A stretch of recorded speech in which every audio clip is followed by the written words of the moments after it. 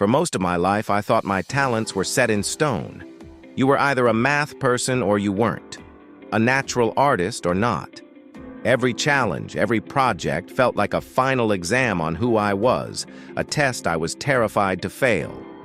I lived in a mental box, walled in by the phrases, "I can't," and "I'm not good at that." This is the story of how that box shattered, and how a single shift in my thinking unlocked a life I truly never thought was possible. Before we get to the moment that changed everything, you have to understand life inside the box. It was a world governed by what I later learned Carol Dweck calls a fixed mindset. This is the core belief that your intelligence and your abilities are basically fixed traits. You've got a certain amount, and that's it. For me, this wasn't some abstract theory. It was the operating system for my entire life. It showed up as a constant, nagging fear of failure. But it wasn't just about failing a task. It was a fear of being exposed. I thought any mistake, big or small, was a final verdict on my permanent abilities. A B on a test didn't mean I should study differently. It meant I just wasn't smart enough. Critical feedback at work didn't feel like a chance to improve. It felt like a public service announcement of my incompetence. The shame was overwhelming, and I'd do almost anything to avoid it. This led to a life of playing it safe. I wouldn't apply for the job that actually excited me because the idea of being rejected was just too much. I told myself, "I'm not qualified," instead of, "I can learn what's required." I'd abandon hobbies the second they got hard.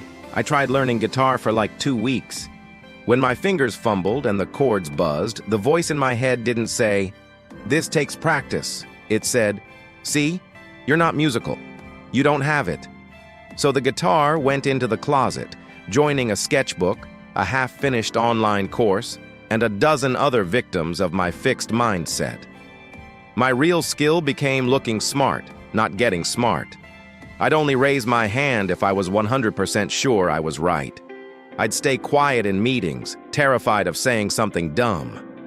I stuck to things I already knew I could do perfectly, creating this comfortable but tiny, little kingdom of competence. The problem was, this kingdom was a cage. I'd watch other people take on huge challenges, stumble, get back up, and win. I saw them as a different species, the talented ones, the brave ones. I told myself their success had nothing to do with effort. It was just proof of the gifts they were born with. That story I told myself was the most limiting force in my life, and I didn't even realize it. The turning point wasn't some dramatic, movie-like lightning bolt. It was a quiet, crushing moment in a boring office on a Tuesday afternoon. I was in my mid-20s, at a job I was good at but didn't love. My boss, David, was tough but fair, and I respected him a lot. He'd given me a project that was a huge step up, a real chance to prove myself, and I completely blew it. Not in a spectacular fire and brimstone way, but in a quiet, definite one.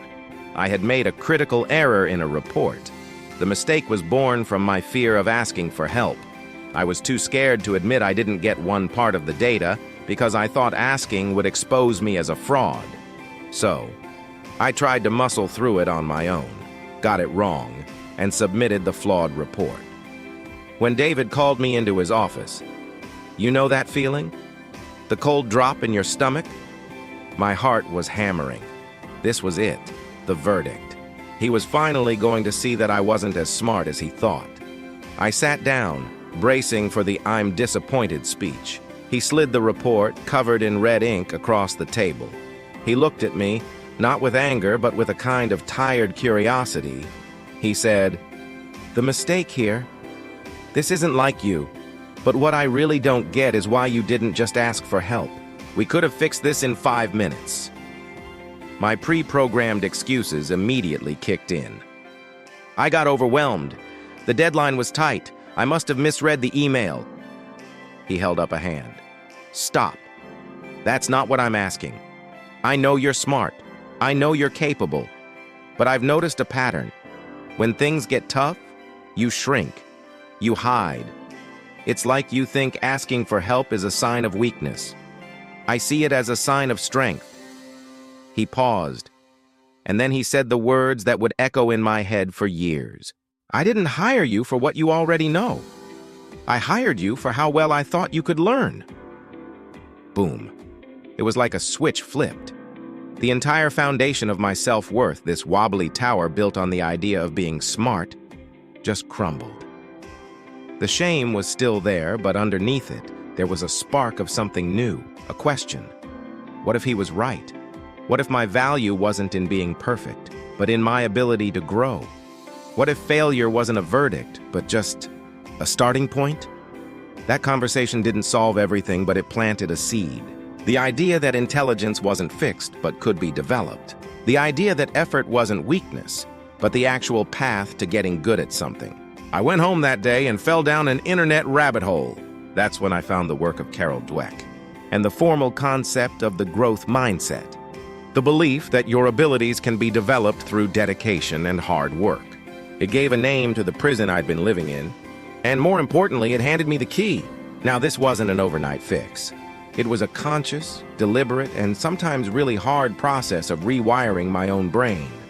It boiled down to a few new habits I had to practice every single day.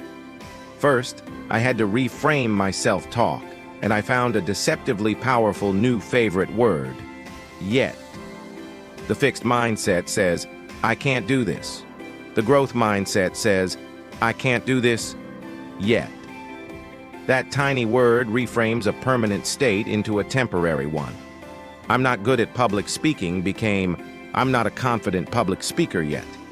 "I don't understand this" became, "I don't understand this yet." It acknowledges reality without accepting it as a life sentence. It turns a brick wall into a hurdle you can practice jumping over. Second, I started to actively seek out challenges instead of avoiding them. This was terrifying at first. My brain was screaming, "Danger! You might fail!" I had to consciously override that instinct. I started small. I volunteered for a small presentation. My voice shook, but I survived. Then I took on a project in an area I knew nothing about. I made a ton of mistakes, but I also learned more in that 1 month than in the whole previous year. I learned that the feeling of being out of my comfort zone wasn't a warning sign to retreat. It was the feeling of my world getting bigger. Our brains are built to adapt through a process called neuroplasticity. They can form new connections when we learn new things. Those challenges are what drive that process. Third, and maybe the most important, I completely changed how I looked at failure and feedback. I had to learn to see failure not as a verdict on my identity, but as data. It's just information. A failed project isn't proof you're worthless. It's a goldmine of lessons on what to do differently next time. Instead of hiding from feedback, I started hunting for it. After a presentation, I'd go to a trusted colleague and ask, "What's one thing I could have done better?" It was still uncomfortable, but the value I got from that criticism was worth the temporary sting to my ego. I learned that praise feels good, but constructive feedback makes you get good. The goal is to learn to see setbacks not just as something to endure, but as a chance to learn and get smarter. This wasn't about pretending I was perfect. It was about finally accepting that I was imperfect, and that my imperfections were the raw material for growth, not a barrier to it. The person I am today is almost unrecognizable from the guy who sat in that office, terrified of being exposed. Shifting from a fixed to a growth mindset didn't just change my career. It changed everything. My relationships, my hobbies, my sense of self. I'm no longer terrified of the phrase, "I don't know," because I've learned it's almost always followed by, "But I can learn." I pick up new hobbies without the crushing pressure to be a prodigy in a week. My conversations are deeper and more honest, because I'm not afraid of being wrong. This isn't about telling yourself you can become a rocket scientist overnight. It's about understanding that your true potential is an unknown quantity. It's about choosing effort over entitlement, learning over appearing perfect, and courage over comfort. It's about falling in love with the process, not just the final trophy. The single greatest discovery of my life is that we are not carved from stone. We are molded from clay. We can change. We can grow. So, I have a question for you. And be honest with yourself. What is one fixed belief you have about yourself that might be holding you back? What's the one thing you tell yourself you just can't do? Take a moment and think of it. Now share it in the comments below, but with one small change. Add the word yet. Acknowledge that where you are is a starting point, not a final destination. If this story hit home for you, consider subscribing for more journeys into personal growth. The path isn't always easy, but you never have to walk it alone. Thanks for watching.